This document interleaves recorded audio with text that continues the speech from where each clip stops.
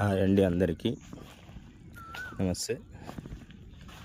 మా తోటలో నిన్న వచ్చిన భారీ వర్షానికి, అకాల వర్షానికి మామిడి తోటలో కాయలు మొత్తం ఈ విధంగా రావడం జరిగిందండి. కాపు రావడమే అంతంత మటుకైతే ఉన్న కాపు కూడా వచ్చిన అకాల వర్షానికి తుడిచిపెట్టుకెళ్ళింది. రైతు కష్టం ఎవరు చేయలేరు, ఆ నష్టం ఎవరు పూడ్చలేరండి. రైతు అంటేనే కష్టం. ఈ బాధలు రైతులందరికీ ప్రతి సంవత్సరం తెలిసిందేనండి.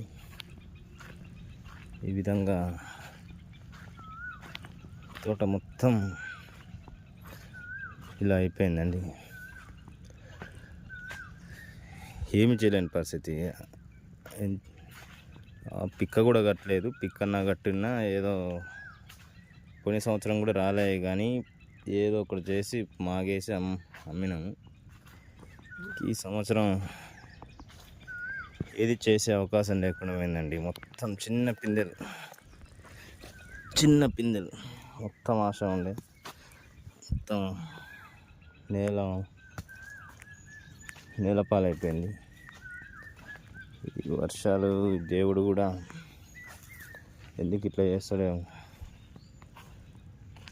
అకాల వర్షాలు వచ్చి నేనే కాదు, నాలాంటి రైతులు ఎంతోమంది చూడండి, ఇది మొత్తం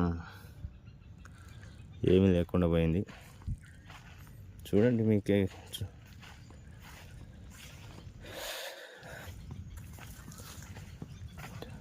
ఈ కష్టం ఎవరికి రాకూడదండి.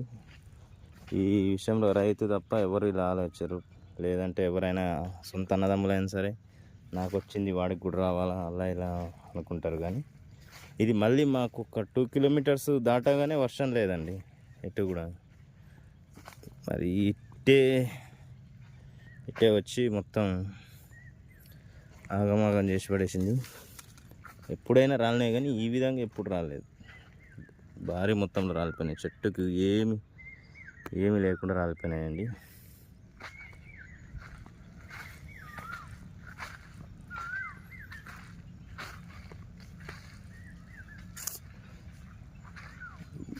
వ్యవసాయం చేయాలంటేనే భయం అవుతుంది, కానీ మళ్ళీ చేయాలనిపిస్తుంది.